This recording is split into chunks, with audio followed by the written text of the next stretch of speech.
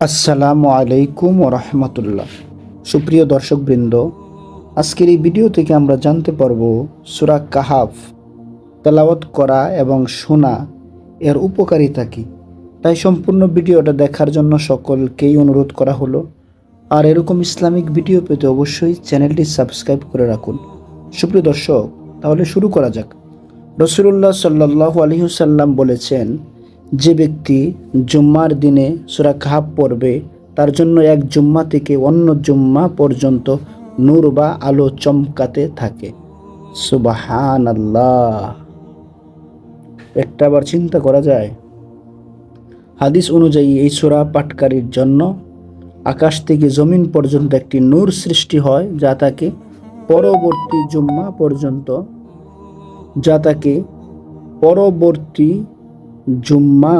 পর্যন্ত গাইড করে এবং গুনাহ থেকে বাঁচাতে সাহায্য করে। সুপ্রিয় দর্শকবৃন্দ, শেষ জামানার সবচেয়ে বড় পরীক্ষা হলো দাজ্জাল। সূরা কাহাফের প্রথম 10 আয়াত এবং শেষ 10 আয়াত মুখস্থ করা এবং তেলাওয়াত করা দাজ্জালের ফিতনা থেকে বাঁচার ঢাল হিসাবে কাজ করে। সুবহানাল্লাহ। সুপ্রিয় দর্শকবৃন্দ, এই সূরায় 4টি চমৎকার ঘটনা আছে। আসহাবে কাহাফের বাগানের মালিক মুসা ও খিজির আলাইহিস সালাম এবং যুলকারনাইন বাদশার ঘটনা। এই ঘটনাগুলো আমাদের ঈমান, সম্পদ, জ্ঞান এবং ক্ষমতার পরীক্ষা থেকে শিক্ষা দেয়। সুপ্রিয় দর্শকবৃন্দ, সহিহ বর্ণনা অনুযায়ী এক জুম্মা থেকে আরেক জুম্মার মাঝখানে হওয়া ছোটখাটো গুনাহগুলো আল্লাহ তাআলা এই সূরা পাঠের উসিলায় ক্ষমা করে দেন। সুবহানাল্লাহ। ঘরে প্রশান্তি ও সাকিনা নাজিল হওয়া। সূরা কাহাফ তেলাওয়াতের সময় ফেরেশতারা নেমে আসেন। সহিহ বুখারীর হাদিসে আছে, এক সাহাবী যখন এই সূরা পড়ছিলেন তখন মেঘের মতো একটি ছায়া তাকে ঘিরে ফেলেছিল, যা মূলত আল্লাহর পক্ষ থেকে প্রশান্তি, সাকিনা ছিল। সুবহানাল্লাহ। ঘরকে শয়তান মুক্ত রাখা। যে বাড়িতে সূরা কাহাফ তেলাওয়াত করা হয় সেই বাড়িতে শয়তান প্রবেশ করতে পারে না এবং জাদুটোনা বা কুনজর থেকে আল্লাহ সুরক্ষা দান করেন। সুবহানাল্লাহ। কিয়ামতের দিন বিশেষ আলো। রাসূলুল্লাহ সাল্লাল্লাহু আলাইহি ওয়াসাল্লাম বলেছেন, কিয়ামতের দিন সেই ভয়াবহ অন্ধকারে এই সূরা পাঠকারীর জন্য তার কদম থেকে আকাশের উচ্চতা পর্যন্ত আলো হয়ে দেখা দেবে। সুবহানাল্লাহ। দিনের উপর অবিচল থাকার শক্তি। আসহাবে কাহাফের যুবকদের কাহিনী আমাদের শেখায় কিভাবে প্রতিকূল পরিবেশেও নিজের ঈমান ধরে রাখতে হয়। এটি পাঠ করলে দুনিয়াবি প্রলোভনের বিরুদ্ধে মানসিক শক্তি পাওয়া যায়। জ্ঞান ও ধৈর্যের শিক্ষা দেয়। মুসা আলাইহিস সালাম ও খিজির আলাইহিস সালামের ঘটনা থেকে আমরা বুঝতে পারি যে আল্লাহর সব কাজের পেছনে নিগূঢ় রহস্য রয়েছে। এটি আমাদের জীবনের কঠিন সময়ে ধৈর্য ধরতে শেখায়। অহংকার মুক্তি ও পরকালের স্মরণ। 2 বাগানওয়ালা এবং যুলকারনাইনের কাহিনী আমাদের মনে করিয়ে দেয় যে সম্পদ ও ক্ষমতা ক্ষণস্থায়ী। এটি আমাদের অন্তর থেকে অহংকার দূর করে বিনয়ী হতে সাহায্য করে। সুপ্রিয় দর্শকবৃন্দ, কখন পড়বেন এই সূরা? বৃহস্পতিবার সূর্যাস্তের পর থেকে শুক্রবার সূর্যাস্ত পর্যন্ত যে কোনো সময় পড়া যায়। পড়াটা সম্ভব না হলে অন্তত প্রথম ও শেষ 10 আয়াত তেলাওয়াত ও অর্থ অনুধাবনের চেষ্টা করুন। শুনে কি সব হবে? অবশ্যই। যদি কেউ মনোযোগ দিয়ে তেলাওয়াত শুনে এবং তা থেকে শিক্ষা নেয় তবে সেও সওয়াবের অংশীদার হবে ইনশাআল্লাহ। সুপ্রিয় দর্শকবৃন্দ, আসুন আমরা এই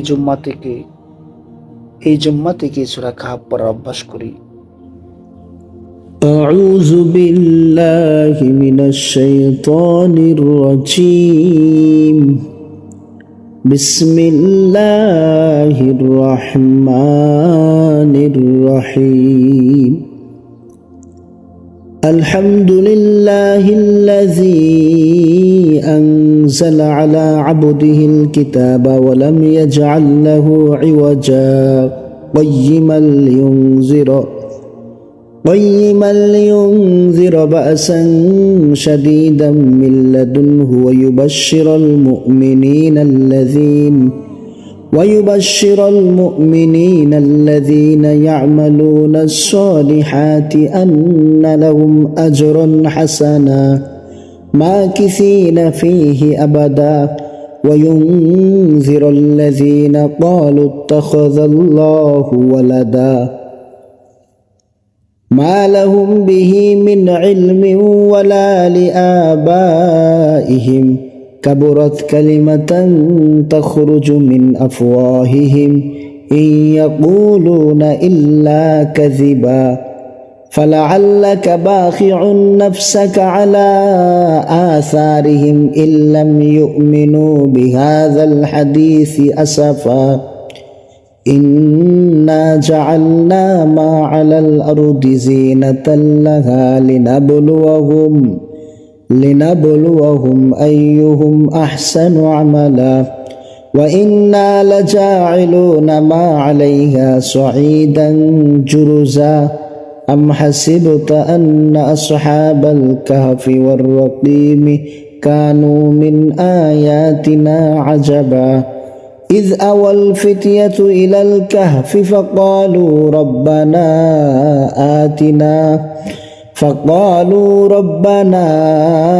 آتنا من لدنك رحمة وهيئ لنا من أمرنا رشدا فضربنا على آذانهم في الكهف سنين عددا ثم بعثناهم لنعلم أي الحزبين أحصى لما لبثوا أمدا نحن نقص عليك نبأهم بالحق إنهم فتية آمنوا بربهم وزدناهم هدى وربطنا على قلوبهم إذ قاموا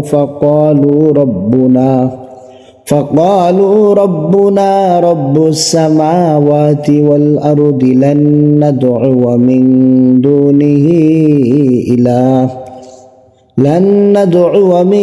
دونه إلها لقد قلنا إذا شططا هؤلاء قومنا اتخذوا من دونه آلهة لولا يأتون عليهم بسلطان بين فمن أظلم ممن افترى على الله كذبا وإذ اعتزلتموهم وما يعبدون إلا الله فأووا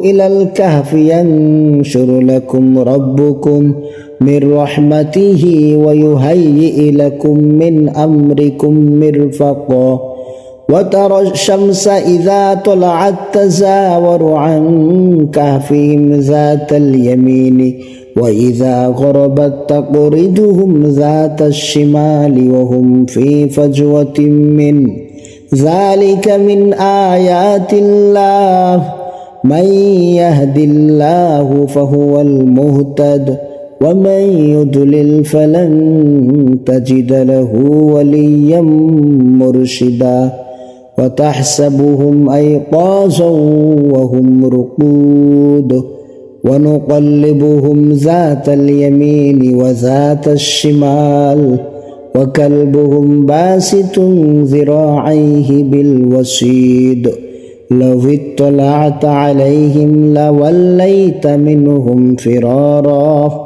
لوليت منهم فرارا ولملئت منهم رعبا صدق الله العظيم